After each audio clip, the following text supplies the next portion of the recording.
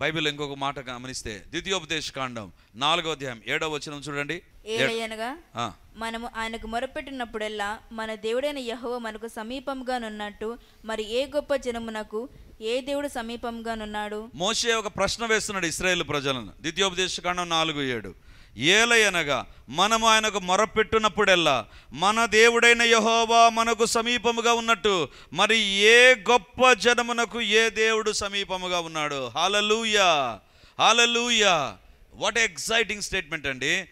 మోషే అంటున్నాడు, నిజముగా ఆయనకు మొరపెట్టిన ఎడల మన దేవుడు మనకు సమీపముగా ఉన్నట్టు మరి ఏ గొప్ప జనము, ఏమంట గొప్ప జనము. ఎందుకు గొప్ప జనం?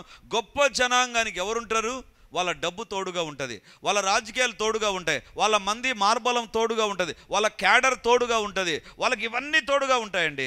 కానీ మన దేవుడు మనకు తోడుగా ఉండడం, that's a different one, that's a different one. ఇది నన్న వాక్యం వింటున్నటువంటి దేవుని బిడ్డలారా, దేవుడు మనతో మాట్లాడుతున్నా. ఆయనకు మొరపెడితే ఆయన నీ దగ్గరికి వస్తే గొప్ప జనాంగానికి ఏవేవో తోడుగా ఉంటాయి, వాళ్ళకు తోడుగా ఉండడు దేవుడు. కానీ నిజముగా మొరపెట్టు వారందరికీ దేవుడు తోడుగా ఉంటాడు.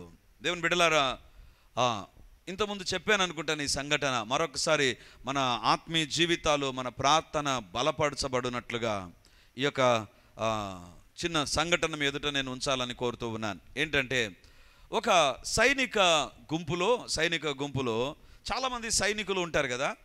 ఒక సైనికుడు అంటే ఆ సైన్యాధిపతికి నచ్చదు. అంటే ఆ కమాండర్కు ఒక సైనికుడు అంటే ఎందుకో నచ్చదు. ఎప్పుడు తిడతాడు, ఎప్పుడు సతాయిస్తాడు, ఎప్పుడు ఏడిపిస్తూ ఉంటాడు, ఎప్పుడు అవమానపరుస్తూ ఉంటాడు. అంతమందిలో ఇతనొక్కనే టార్గెట్ చేస్తాడు. ప్రతిసారి ఏదో ఒకటి అంటాడు, ఏదో ఒక మాటతో, ఏదో కూర్చోడం, ఏదో ఒక రకంగా సతాయిస్తాడు. ఒకరోజు కానీ ఇతడు చాలా దేవునందు భయభక్తులు కలిగిన వ్యక్తి. ప్రతిరోజు దేవుని దగ్గర ప్రార్థన చేశాడు. ప్రభువా, అందరి ఎదుట నన్ను టార్గెట్ చేస్తున్నాడు, ప్రభువా, దేవా నాకు సహాయం చేయి. He came from a poor background. I think he's an African అనుకుంటాను, ఆఫ్రికన్ నీగ్రో జాతికి సంబంధించిన వ్యక్తి. అతడు ఒక ఈ అపార్థాయిడ్ ఉండేటువంటిది, అంటే జాత్యహంకారం అంటారు కదా, నీగ్రో జాతిని తక్కువగా చూచేటువంటి ఆ టైంలో జరిగినటువంటి సంఘటన. కాబట్టి టార్గెట్ చేసి భయంకరంగా సతాయించి ఏడ్పించేటువంటి వ్యక్తి. ఒకరోజు అన్నాడంట, రేపు నీకు ఒక పరీక్ష ఉంటుంది, సిద్ధపడరా అన్నాడంట. అందరి ముందర చెప్పాడు, నీకే పరీక్ష ఉంటుంది ఒకటి, సిద్ధపడరా అన్నాడంట. అంటే నాకు అర్థం కాలేదు, దేనికి, ఏ పరీక్ష చెప్పలేదు, సిద్ధపడరా అన్నాడు. ఎట్లా సిద్ధపడాలి, ఏం సిద్ధపడాలి, సబ్జెక్టా, లేకపోతే యుద్ధం చేయమంటాడా, ఫైరింగా, లేకపోతే డ్రైవింగా, ఏమిస్తాడు, ఏం చెప్పలేదు. సిద్ధపడరా, నీకు పరీక్ష ఉంటుంది రేపు. ఏం చేయాలని అర్థం కాలేదు. రాత్రంతా దేవుని దగ్గర ప్రార్థన చేశాడు. ప్రార్థన చేసి ఉదయాన్నే ఆ యొక్క అధికారి దగ్గర అందరు నిలబడతారు కదా, రోల్ కాల్కు అందరు నిలబడ్డారంట, ఇతరు కూడా నిలబడ్డాడంట. అందరినీ రోల్ కాల్ అయిపోయిన తర్వాత ఈ వ్యక్తి చెప్పాడంట, ఇక్కడ రా, ఆడొక జీప్ ఉంది, ఆ జీపును తీసుకొని ఒక 10 రౌండ్లు కొట్టు అన్నాడంట. అందరూ అనుకున్నారంటే ఇదేం పరీక్ష ఇది?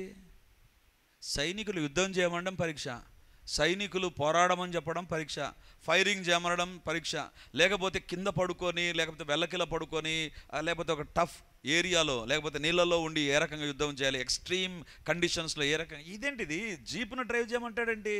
ఇతడు కూడా ఫస్ట్ సంకోచించాడంట, జీప్ను డ్రైవింగ్ అన్నట్టుగా. లేదు, నువ్వు పోయి జీప్ డ్రైవ్ చేయన్నాడంట. జీప్ డ్రైవ్ చేయమంటే ఇంకా అధికారి చెప్తే కాదంటాడా? అనలేక పోయి జీప్లో కూర్చున్నాడు. ఎస్, అందరూ ఈ క్యాండిడేట్ డ్రైవ్ చేస్తాడు, అందరం చప్పట్లు కొడదామన్నాడంట. ఇదేం పరీక్ష ఇది, డ్రైవింగ్ ఏంటి, చప్పట్లు ఏంటి, అర్థం కాల.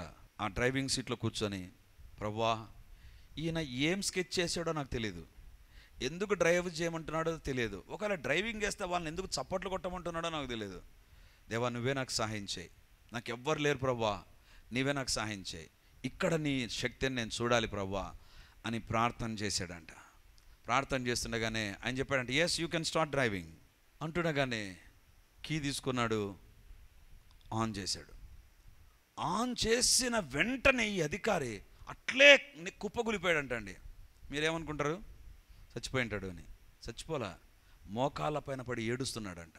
ఈ క్యాండిడేట్ అర్థం కాలేదంట, నన్ను తిట్టే వ్యక్తి ఎందుకు ఏడుస్తున్నాడు, హార్ట్ అటాక్ వచ్చిందా, ఏమొచ్చింది, ఎందుకు ఏడుస్తున్నాడు, ఇతను చెప్తున్నానంట, వెళ్ళిపో, వీళ్ళకి చెప్తానంట, చప్పట్లు కొట్టండి.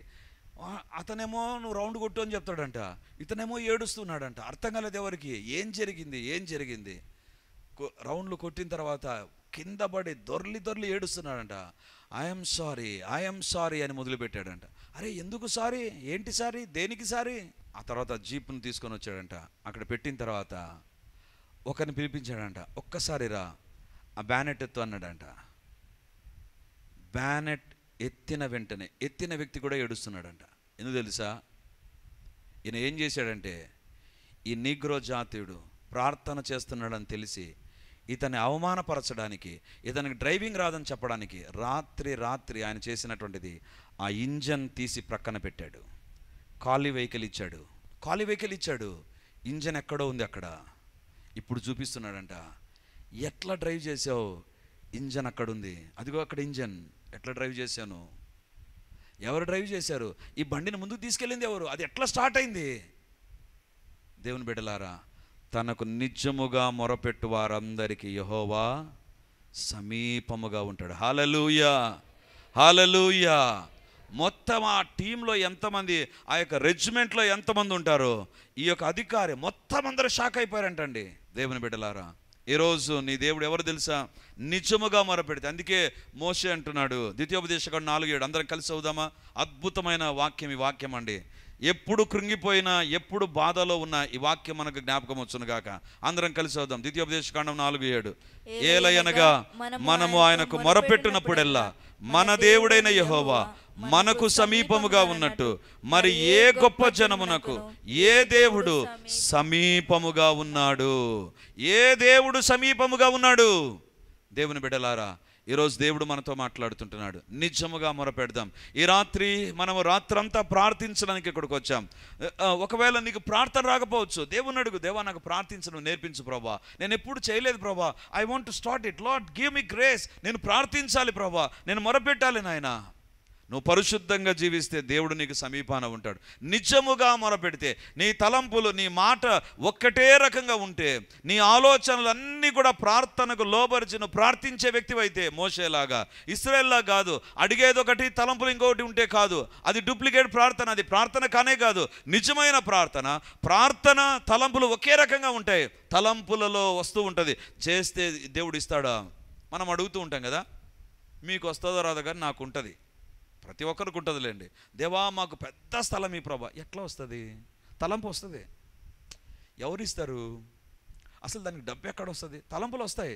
కానీ ఆ తలంపులు మనల్ని వేరొక రకంగా నడిపిస్తున్నప్పుడు, లేదు దేవా నువ్వు ఇవ్వబోతున్నావు ప్రభా, మేము నమ్ముతున్నాం, నీ శక్తిని నమ్ముతున్నాం, అది ప్రార్థన అంటే.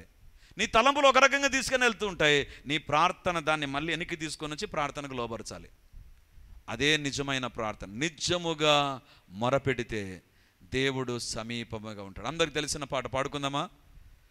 నిజముగా మొరపెట్టినా దేవుడాలకించకుండునా,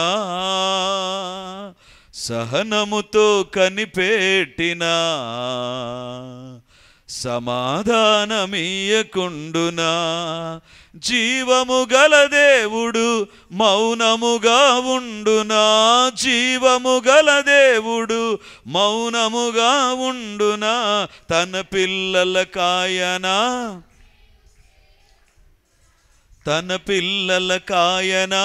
మేలు చేయకుండునా, నిజముగా మొరపెట్టినా దేవుడాలకించకుండునా,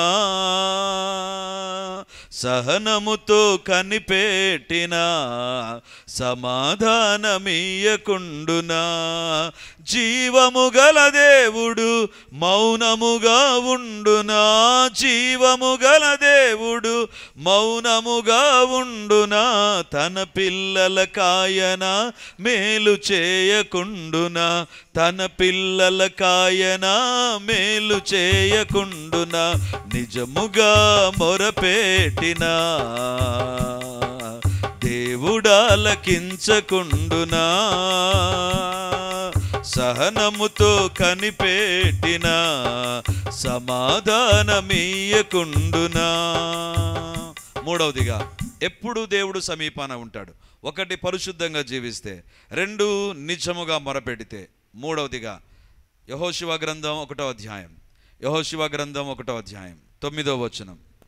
నేను నీకు ఆజ్ఞ ఇచ్చున్నాను కదా, నిబ్బరము కలిగి ధైర్యముగా నుండుము, దిగులు పడకము జడియకము, నీవు నడుచు మార్గం అంతటిలో నీ దేవుడైన యెహోవా నీకు తోడయ్యుండును. నీవు నడుచు మార్గం అంతటిలో నీ దేవుడైన యెహోవా అప్పుడప్పుడు, ఆయనకు బుద్ధి పుట్టినప్పుడు, ఆయన ఫ్రీగా ఉన్నప్పుడు కాదు, నీవు నడుచు మార్గం అంతటిలో నీ దేవుడైన యెహోవా నీకు తోడు. యెహోషువ, నువ్వు ఏ మార్గానే ఉండవు. ఎరుకో దగ్గరికి వెళ్తావా, తోడుగా ఉంటా నేను. యోర్దాను దగ్గరికి వెళ్తావా, తోడుగా ఉంటా.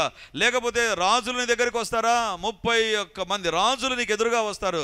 ఏ రాజు వచ్చినా నేను నీకు తోడుగా ఉంటాను, నేను నీకు తోడుగా ఉంటాను. I will be with you. నాకు అనిపించింది, ఎందుకు దేవుడు యెహోషువకు తోడుగా ఉంటాన్నాడు, ఎందుకు దేవుడు యెహోషువకు క్లోజ్ అవుతానన్నాడు. నీ దగ్గర నేను ఉంటాను, ఏ పరిస్థితిలో నేను, ఏ మార్గం కూడా నేను వెళ్ళు యెహోషువ, నేను నీకు తోడుగా ఉంటాను ఎందుకన్నాడు దేవుడు. అనాల్సిన అవసరం ఏముంది? ఎందుకు తెలుసా? దానికి కారణం 8వ వచనంలో ఉంది. 9వ వచనంలో నేను నీకు తోడై ఉంటానన్నాడు. ఇప్పుడు 8వ వచనంలో చూడండి.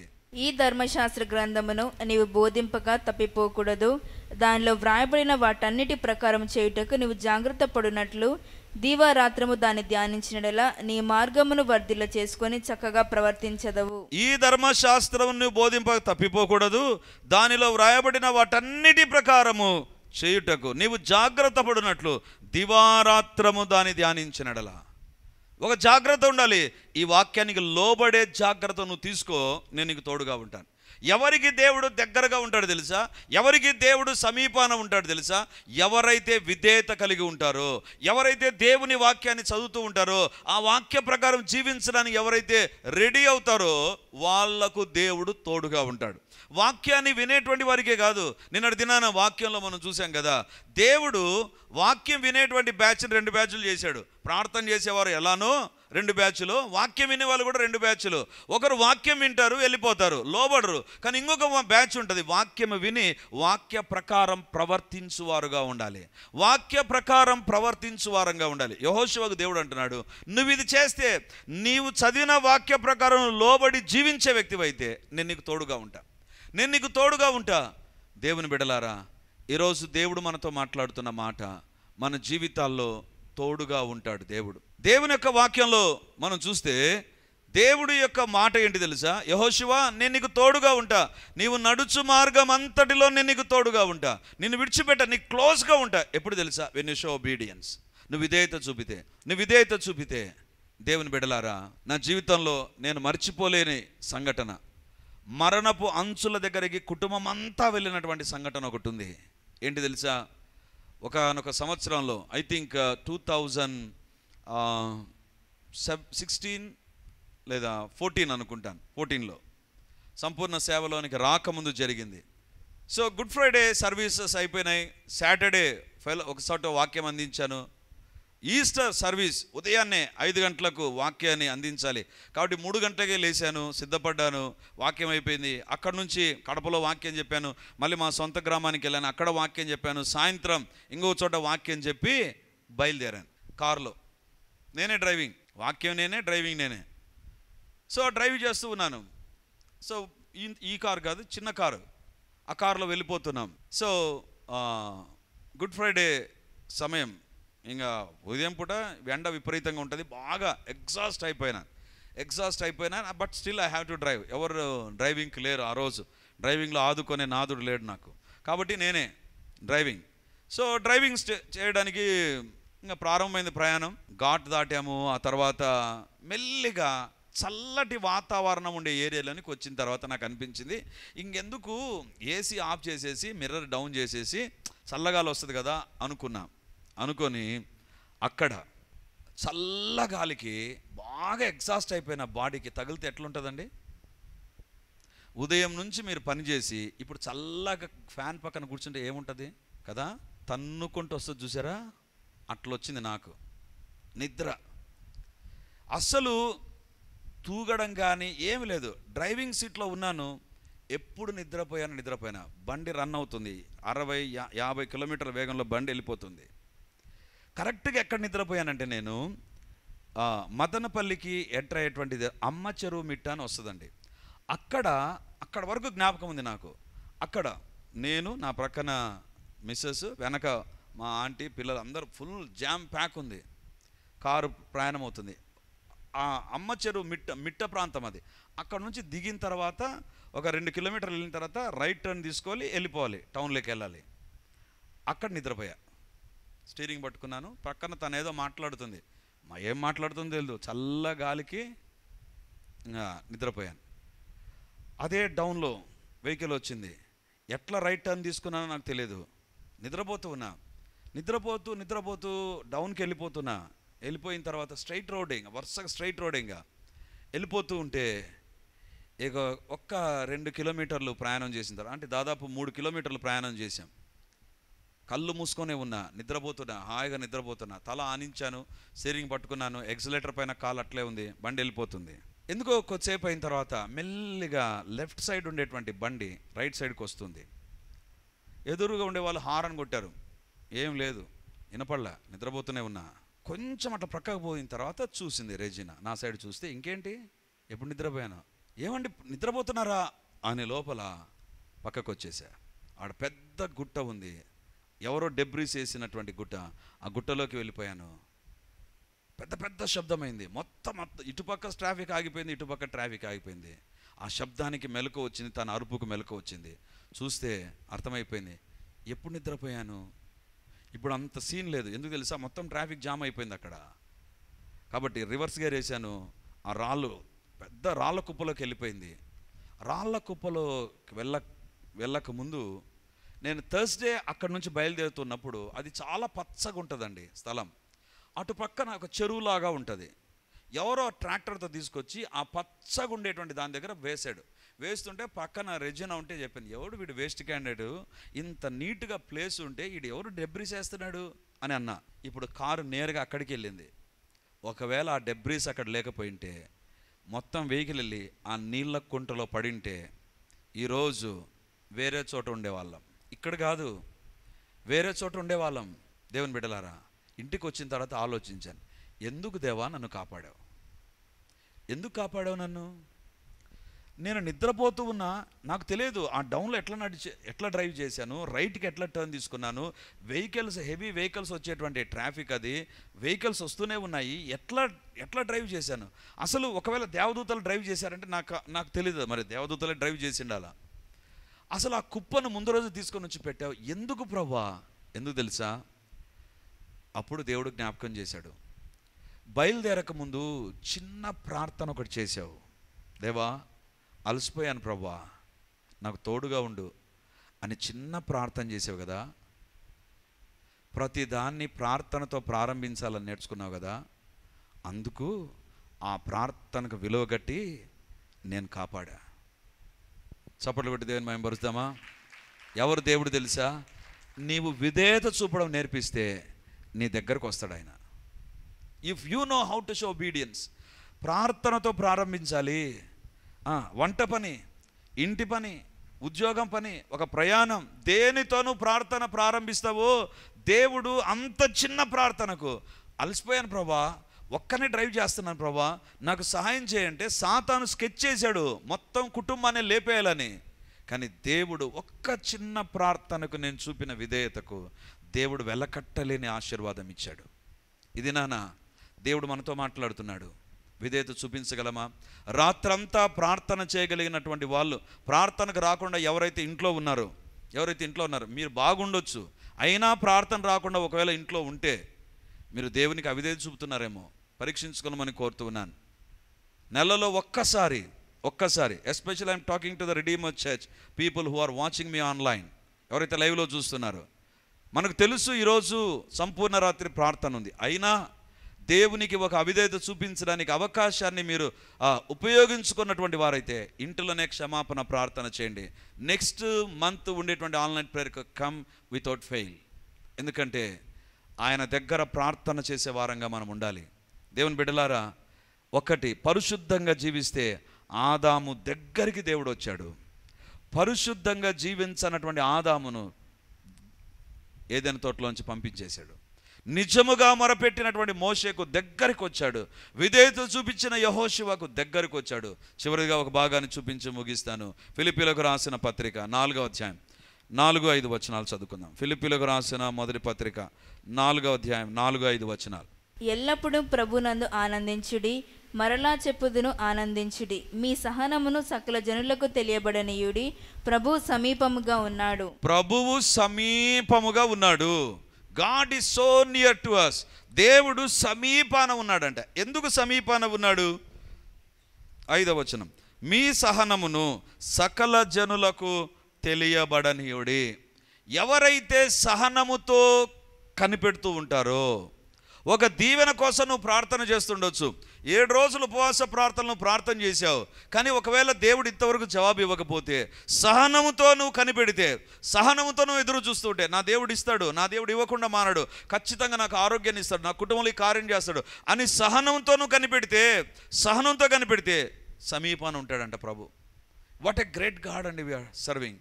అంటే నీ దగ్గర కనిపెట్టేటువంటి విషయంలో, ఎదురు చూచే విషయంలో విసుగు చెందక ఎవరైతే ఉంటారో వాళ్ళ దగ్గర ప్రభు ఉంటాడు.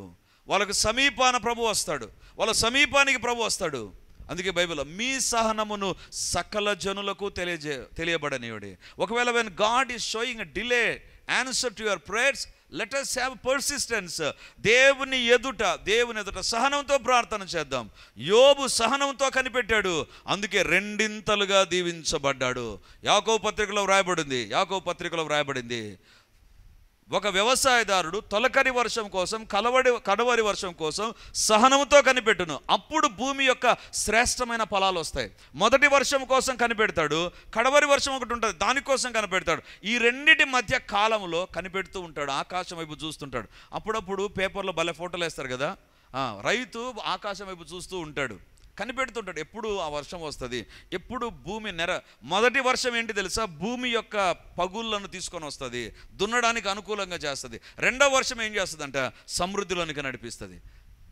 వ్యవసాయదారునికి సహనం ఉంటేనే పంట చేతికి వస్తుంది. అదే రకంగా దేవుని బిడ్డ జీవితంలో సహనం ఉండాలి. సహనముతో కనిపెట్టే వారి దగ్గర దేవుడు సమీపమునకు వస్తాడు. హల్లెలూయా, హల్లెలూయా.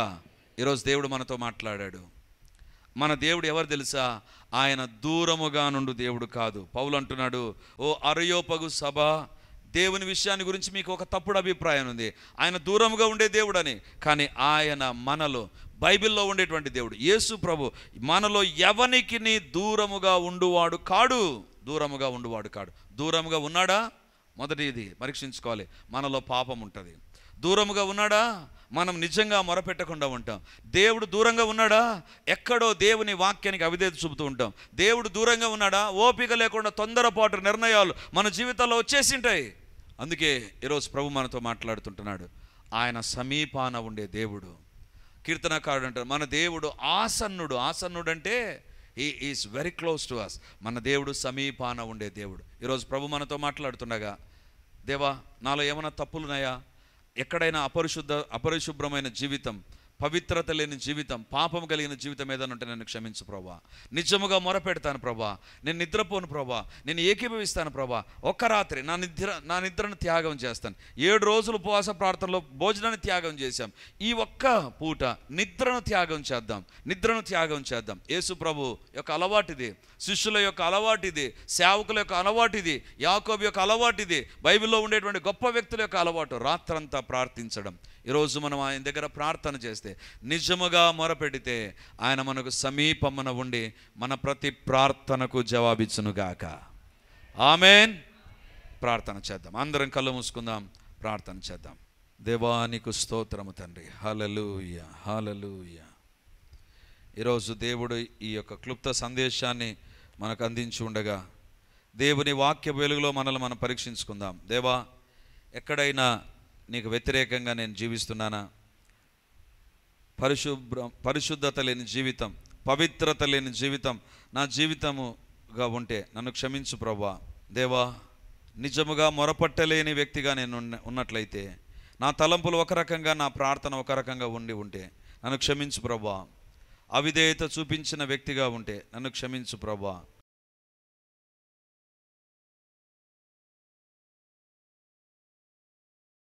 దానమయ్య రాసిన సాక్ష్యాన్ని నేను చదువుతాను. ప్రభు అయిన యేసుక్రీస్తు నామమున సంఘమంతటికి నా వందనాలు. పాస్టర్ గారికి ప్రత్యేక వందనాలు. మా కుటుంబంలో దేవుడు చేసిన అనేక మేలులను బట్టి ఇదేనా సాక్ష్యం కలిగి ఉన్నాను. నాకు 2023 డిసెంబర్ నుండి కడుపు నొప్పితో బాధపడేవాడిని. దీని వలన భయము, గుండెదడ కూడా వచ్చేవి. వచ్చినప్పుడు అన్నతో అనేక పర్యాయములు ప్రార్థన చేయించుకునేవాడిని. ఆ భయముతో అన్న ఇంటి దగ్గరికి కూడా వెళ్ళేవాడిని. వెళ్ళినప్పుడు అన్న నాకు వాక్యం చెప్పి ప్రార్థన చేసి ధైర్యపరిచేవారు. ఆ కడుపు నొప్పి ఏమైంది అర్థం కాక చాలా నెలలు బాధపడ్డాను. తర్వాత ఒకరోజు అన్నతో ప్రత్యేక ప్రార్థన చేయించుకున్న తర్వాత అన్న నాతో చెప్పిన మాట, ఇదనన్న దేవుడు జవాబిస్తాడు అని. అన్న అన్నాడు. అన్నట్టుగానే స్కానింగ్లో నాకు హెర్నియా అని తెలిసింది. ఆ తర్వాత హెర్నియా ఆపరేషన్ నిమిత్తమై తిరుపతికి వెళ్ళాము.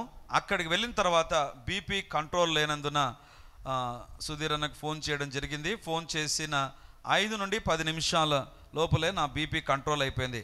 ఆపరేషన్ సక్సెస్ఫుల్గా జరిగింది. దేవునికే మహిమ కలుగునుగాక. దేవుని మహిమపరచడానికి. సో అన్నరా ఇచ్చిన సాక్ష్యంలో కొన్ని మిస్ అయ్యాయి, వాటిని నేను కవర్ చేస్తాను. దేవుని బిడ్డలారా, దేవుడు అన్నకు ఆ కడుపు నొప్పిని ఎందుకు ఇచ్చాడు అనేటువంటిది నేను చెప్పడం లేదు, కానీ కడుపు నొప్పి వచ్చినప్పుడు చాలా చాలా సైకలాజికల్గా కష్టపడ్డాడు. అంటే మానసికంగా lot of tension, anxiety, stress గుండా వెళ్ళాడు. ఎంత స్ట్రెస్ గుండా వెళ్ళాడంటే చిన్న పిల్లలు ఇంట్లో మాట్లాడినా కూడా తట్టుకోలేడు, చిన్న శబ్దానికి తట్టుకోలేడు. అలాంటి పరిస్థితుల్లో భయపడేటువంటి వాడు, విపరీతంగా భయం వచ్చేటువంటిది. ఇంట్లో అందరున్నా కూడా ఏదో ఒంటరితనాన్ని అనుభవించేవాడు. దేవుని కృపలో ప్రార్థన చేయడం జరిగింది. మొట్టమొదటిగా ఆ భయం నుంచి దేవుడు విడిపించాడు.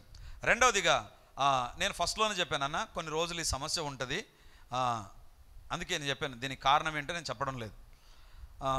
కొన్ని రోజులు ఉంటుంది, you have to bear it. కొన్ని రోజులు ఉంటుంది. సో దేవుని కృపలో ఎన్ని టెస్టులు చేసినా ఎక్కడ బయటపడలేదండి. హెర్నియా అయితే మొదటిసారి బయటపడాలి, కానీ బయటపడలేదు. ఎన్ని ప్రయత్నాలు చేశారో. వాళ్ళ కుమారునికి ల్యాబ్ ఉంది కాబట్టి తనకు తెలిసినటువంటిది అంతా కూడా ఉపయోగించారు. ఎందుకంటే తండ్రి యొక్క బాధను చూడలేక, కష్టాన్ని చూడలేక విపరీతంగా బాధపడేవాడు. కూర్చోవడం కష్టం, నిలబడడం కష్టం, రావడం కష్టం, తిరగడం అన్నిటికీ కష్టంగా ఉండేది. ఎందుకంటే విపరీతమైనటువంటి నొప్పి. దేవుని బిడ్డలారా, కుటుంబం కూడా చాలా డిస్టర్బ్ అయింది. ఒకరోజు పట్టుదలతో ప్రార్థన చేశాను. అంటే ప్రార్థన చేయలేదని కాదు, దేవా ఇంత కష్టపడుతున్నా, కుటుంబం అంతా డిస్టర్బ్ అవుతుంది, సహాయం చేయి. ఆ రోజు చెప్పాను, ఈరోజు ఖచ్చితంగా దేవుడు ఒక సొల్యూషన్ ఇస్తాడు. సో ఆ రోజు స్కానింగ్కి వెళ్ళడం, స్కానింగ్లో హెర్నియాని తేలడం, అంటే సమస్య అంతవరకు దాచిపెట్టుకున్నది బయటపడ్డం, ఆపరేషన్ జరగడం. ఆపరేషన్ టైంలో ఒక గొప్ప కార్యాన్ని ప్రభు చేశాడు. ఆపరేషన్కి వెళ్ళే టైంలో విపరీతంగా బీపీ పెరిగిపోయింది. బీపీ అంత పెరిగితే ఎవరు కూడా ఆపరేషన్ చేయరు. సో అన్న కుమారుడు జీవన్, అన్న ఒక సతీమణి, ముగ్గురే కదా ఉన్నారు మీ దగ్గర. సో ప్రార్థన, అన్న ఫోన్ చేశాడు, అక్కడి నుంచే కాల్ చేశాడు, అన్న బీపీ ఎక్కువగా ఉంది, ప్రార్థన చేయండి, టెన్షన్గా ఉంది. పట్టుదలతో చిన్న ప్రార్థన చేశాను, విశ్వాసంతో, ప్రభువా సహాయం చేయి. దేవుడు చేసిన కార్యం ఏంటంటే వాళ్ళ కుమారుడు చెప్తాడు, అంతవరకు టెన్షన్ పడేటువంటి మా నాన్న, అంతవరకు ఎంతో భయపడి మేము భయపడిపోయాం. ప్రార్థన చేసిన వెంటనే సార్ మా నాన్నలో ఒక నెమ్మది మేము చూసాం. మా నాన్న అన్నాడు, ఏం భయపడొద్దు, దేవుడు ఉన్నాడు, ఏం భయపడొద్దు. అందరినీ భయపెట్టిన ఈయన ఇప్పుడు ఏమని చెప్తున్నాడు, ప్రార్థన తర్వాత మీరు భయపడొద్దు అని చెప్తున్నాడు. డాక్టర్లు టెస్ట్ చేస్తే బీపీ కూడా నార్మల్ అయిపోయింది. ఇదేనన్నా దేవుడు ఆరోగ్యం ఇచ్చి మన దగ్గర నిలబెట్టినందుకు దేవునికే మహిమ కలుగును గాక. ఇప్పట్లో చప్పట్లు కొట్టి ఇప్పుడు దేవుని మహిమ పరుస్తాం. Praise the Lord. యేసుక్రీస్తు పరిశుద్ధ నామందు ఈ యొక్క విమోచన గడి అనే టీవీ కార్యక్రమాన్ని వీక్షిస్తున్నటువంటి దేవుని బిడ్డలారా, మీ ఒక్కొక్కరికి నా హృదయపూర్వకమైనటువంటి వందనాలు, శుభములు, ప్రార్థనలు తెలియజేస్తున్నాను. దేవుని యొక్క ఉచితమైన కృపను బట్టి ప్రతి ఆదివారం ఉదయం 9:30 గంటలకు మొదటి ఆరాధన రెడీమర్ చర్చిలో జరుగుతూ ఉంది. వందలాది మంది ప్రజలు హాజరై దేవుని దీవెనలు పొందుతుంటున్నారు. మీరు కడప చుట్టూ ఉండేటువంటి గ్రామాల్లో ఉండేటువంటి వారైతే, సమీపాన ఉండేటువంటి వారైతే ఆదివారం ఆరాధనకు తప్పకుండా హాజరై దేవుని దీవెనలు మీరు పొందాలని కోరుతుంటున్నాను. మీకోసం ప్రత్యేకంగా దేవుని యొక్క సందేశం, ప్రత్యేకమైన ప్రార్థనలు, వ్యక్తిగతంగా మిమ్మల్ని కలుసుకొని మీ గురించిన విషయాలు తెలుసుకొని ప్రార్థించాలని మేము సిద్ధంగా ఉన్నాం. కాబట్టి ఈ యొక్క రెడీమర్ చర్చ్ కడప నడిబొడ్డున ఉండేటువంటి కోట్రేడి సర్కిల్ దగ్గర నారాయణ కాలేజ్ ఎదురుగా ఉండేటువంటి ఇంతకుముందు ఉన్నటువంటి స్టార్ థియేటర్లో ఇప్పుడు జరుగుతూ ఉంది. కాబట్టి తప్పకుండా ఇతర ప్రాంతాల నుంచి వచ్చే వారికి కూడా బస్ ఫెసిలిటీ కూడా చాలా దగ్గరగానే ఉంటుంది. కాబట్టి తప్పకుండా మీరు మీ కుటుంబాలు హాజరై ఈ వాక్యపు దీవెనలు, ప్రార్థనా శక్తిని, దేవుని యొక్క అద్భుతమైనటువంటి సన్నిధిని ప్రతి ఆదివారం ఉదయం 9:30కు జరిగేటువంటి ఆరాధనలో హాజరై దేవుని దీవెనలు పొందాలని కోరుతూ ఉన్నాను. సాయంత్రం 7 గంటలకు కూడా 2వ ఆరాధన ఉంటుంది. తప్పకుండా ఈ 2 ఆరాధనలకు మీరు హాజరై దేవుని దీవెనలు పొందాలని కోరుతూ ఉంటున్నాను. మరిన్ని వివరాలకు ఈ కింద కనబడుతున్నటువంటి నంబర్ 9855669572 లేదా 9440407722కు మీరు కాల్ చేసి వివరాలు తెలుసుకోవాల్సిందిగా కోరుతున్నాను. God bless you.